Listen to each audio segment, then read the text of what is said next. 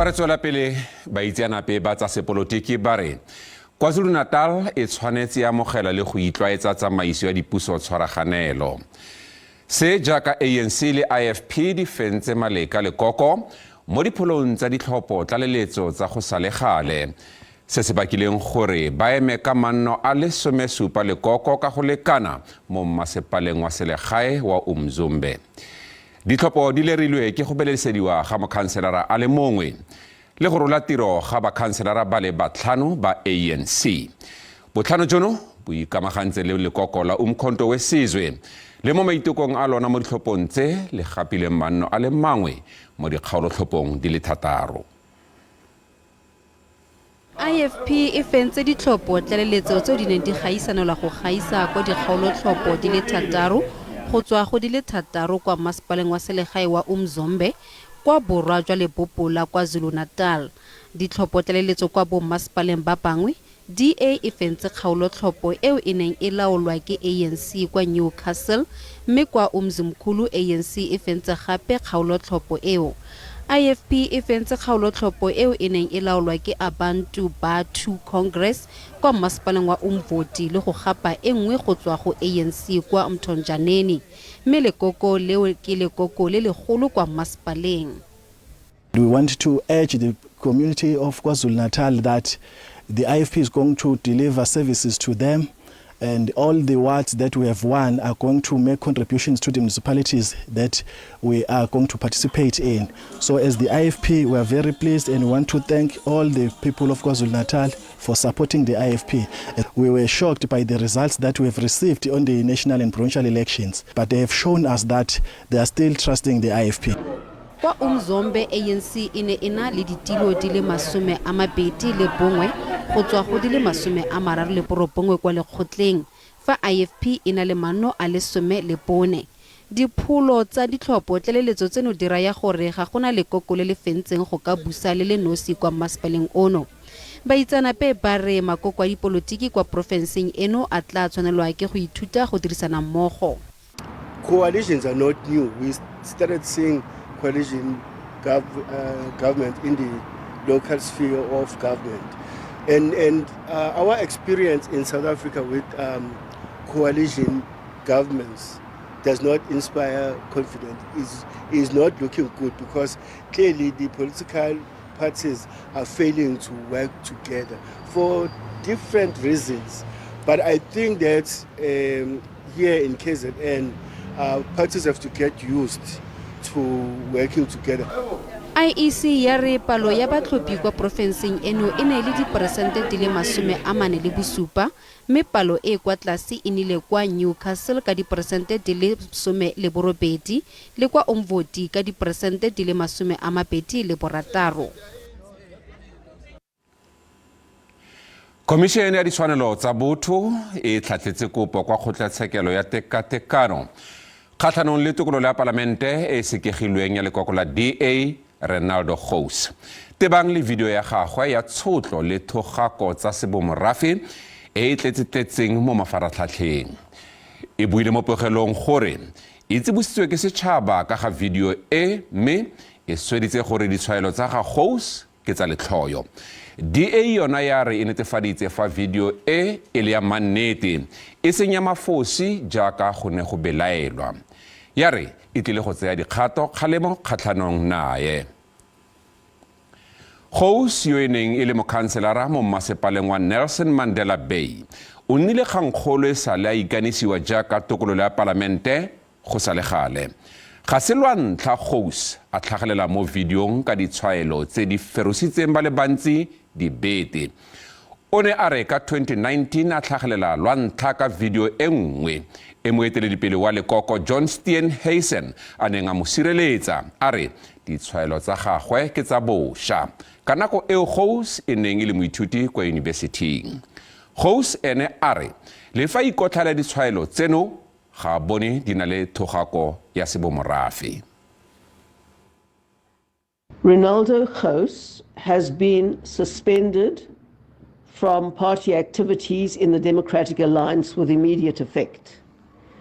This follows the surfacing of a video in which Ronaldo uses execrable and totally unacceptable language that are directly opposed to the value system of the Democratic Alliance.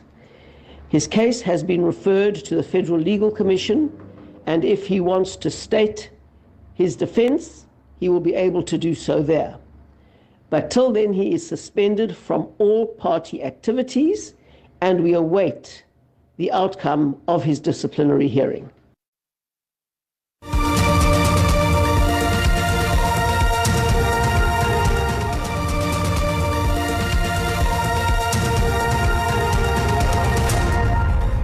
Tla re tswele pele. Moeteledipele wa EFF Julius Malema a re kgetse kgatlhanong nae le molebeledi wa gagwe Adrian Snyman kwa kgotlatshekelo ya sedika East London ke maiteko fela a tlhotlhelediwang ke merero ya sepolotiki go ba senya maina le go dirisa didiriswa tsa puso botlhaswa. Bobedi jono bo lebanwe ke ditatofatso tsa go tshwara tlhobolo le matlhatlhela e se ka fa molaong ga mmogo le go gata ka molao o laolang tiriso ya ditlhobolo. Tiragalo e diragetse kwa ketekomoletlong wa dingwaga di le 5 tsa EFF kwa stadiumong sa Sisa Dukashe kwa Mdantsane ka 2008. Malema yo a reng sethunya se a neng a se dirisa ene e le sa go tshameka kana toy gun o emekala gore ga a molato o nganga ka gore a ka ba a tshwerwe ke bontsi ba mapodisi a neng a le kwa stadiumong sa Sisa Dukashe fa na tlotse molao. Malema o latofatsa puso gore o inetse mo kgatelelong ya AfriForum ka go molatofatsa ka kgetse e a tlhalosang fa e sena motheo ebile theilwe ka maka. The AfriForum is threatened by anyone who's advocating for a seat on the table for African people. Once you advocate the struggle for Africans to be equal to the white man, you become the enemy of AfriForum, whose interest is to defend and protect white privilege. And that's why at every turn, when they get an opportunity to discredit the leadership of the EFF, they do so even when they've got no evidence. Le fa go le jalo puso ya re ena le bopaki jwa go sekisa Malema. There was enough evidence to prosecute based on the evidence that was brought forward after a thorough police investigation. The proceedings that are going on now and the prosecution is based purely on the evidence that was collected, which was brought to court, and the court believed that there is a case for Mr. Malema to answer. Malema ona a tswelela ka go tlhalosa ka mo a swabisitseng ke mokgwa yo magistrata a tsamaisang kgetse e ka gone. Yes, I'm not happy with the magistrate, but there's nothing I can do. It's the court. You need to ask a question yourself as journalist. When ballistic expert of the police was brought before the same magistrate, the magistrate never asked the ballistic expert of the police whether he's got a signature of the peer review. When our ballistic expert was brought to the case, he was told he does not have a peer review signature. Kgetse e tla boela kwa kgotlatshekelo fa Ngwanatsele a roga go konosetsa dingangisano. Phaposikgwebo ya Northwest e dirile tsibuso ya gore fa puso e latelang ya profense e ka palelwa ke go thusa dikgwebo go gola, seo se ka baka gore bagwebi potlana bangwe ba phutlhame le gore ditlamo dingwe tse dikgolo di tswe ka profense. Dingwaga di le 3 tse di fetileng, setlamo se segolo sa Mashi Clover se ne sa tswalwa kwa Lichtenburg ka se ne se ngongorega ka gareng ga tse dingwe thebolelo ya ditirelo. Boikuelo jo bo tlhagelela ka nako eo tonakgolo ya Northwest Lazarus Mokgosi a solofetsweng go itsise khuduthamaga ya gagwe mo bogautshwaneng. Go latela go ikanisiwa ga Mokgosi sešweng jaana go rotloeditse lephata la poraefete go tlhagisa dintlha tseo ba dumelang gore puso e ntšha e tshwanela go samagana le tsona go tlisa diphetogo mo lephateng leno. Northwest Business Chamber ya re tshwengwa ke go retelela ga puso e fetileng ya profense go rebola ditirelo e leng seo se amang thata lephata la bone. Ka ntata ya gore ga go sa nne le botsitso mo dimasepaleng tsa rona di ama ditheo tse tsa kgwebo ka tsela e sa siamang mo e leng gore re ka feletsa re latlhegelwa ke ditheo tse e leng gore di tlamela baagi ba rona ka ditirelo. Gape ba Northwest Business Chamber ba re ba tshwengwa ke dikgotlang tsa sepolotiki tseo di amang kgatelopele le ditlhabololo. The infighting within the political leadership is having a serious impact, because one of the issues that we are having is that if there is no direction, the employees or the personnel within both provincial government and within municipalities, they don't actually do their work, and that will actually end up in issues such as high unemployment. It will also lead to issues of crime, and also ensuring that there is no accountability.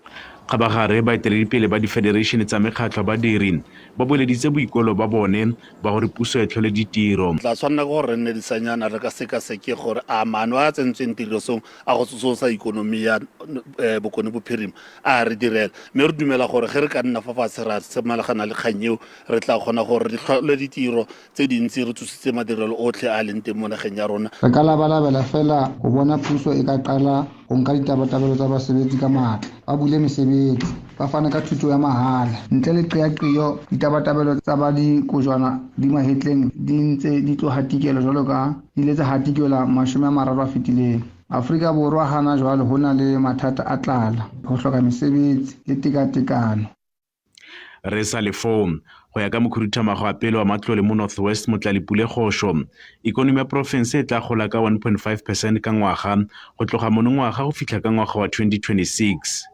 Thabiso Moss, SABC News, Mahikeng. Mogedi ko gae gakologela gore dikgang tsa rona di a bonwa mo mafaratlhatlheng a YouTube, X, WhatsApp le Facebook. Tsa rona di ne di le kalo maitsebeng ano. Tse di latelang ke tsa loleme la Sepedi ura borobedi maitsiboa gona mo kanaleng e. A nne boroko.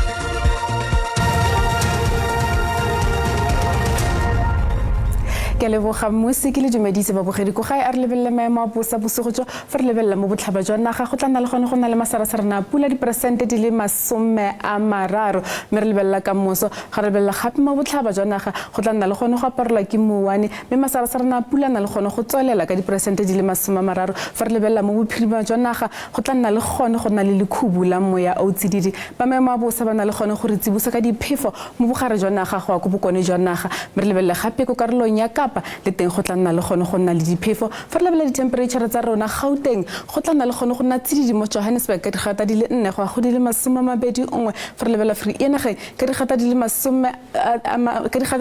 go a go di le 20 mo Thapameng re lebelela province ya Limpopo le teng Kopolokwane go tla nna tsididi mo mosong ka digata di le 5 go a go di le 21 mo Kopane ka digata di le 6 go a go di le 22 Mpumalanga le teng mo provinceng Carolina ka digata di le 7 go a go di le 20 Emelo ke digata di le 5 go a go di le 19 lebela kwa KwaZulu-Natal fa re lebelela Ladysmith go tla nna tsididi thata mo mosong ka digata di le 3 go a go di le 23 Pietermaritzburg ka digata di le 9 go a go di le 26 lebelela Eastern Cape le teng mo provinceng fa re lebelela eQonce go tla thutafala mo mosong ka digata di le 12 go a go di le 27 Makhanda ka digata di le 10 go a go di le 27 lebelela province ya Western Cape le teng mo provinceng go tla nna le gone go itekanela Oudtshoorn ka digata di le 11 go di le 23 Riversdale ke digata di le 10 go a go di le 22 Northern Cape mo province fa re bela bophirima jwa province go tla nna le tlhabo ya letsatsi Springbok ke digata di le 7 go a go di le 19 fa re lebelela Sutherland le teng go tla nna tsididi mo mosong mo Thapameng ke digata di le 16 lebelela province ya Free State le teng mo provinceng go tla nna le gone go nna tsididi ko Kroonstad ka digata di le 4 go a go di le 22 mo Thapameng fa re lebelela Bloemfontein go tla nna le gone go nna tsididi ka digata di le 2 go a go di le 23 re lebelela ko bokone bophirima le teng mo provinceng re lebelela Ottosdal ka digata di le 5 go a go di le 22 Taung go tla nna le gone go nna tsiditsana mo mosong ka digata di le 7 go a go di le 25 mo gaetsa maemo a bosa felela fano a re kopane gape mo nakong e tlang.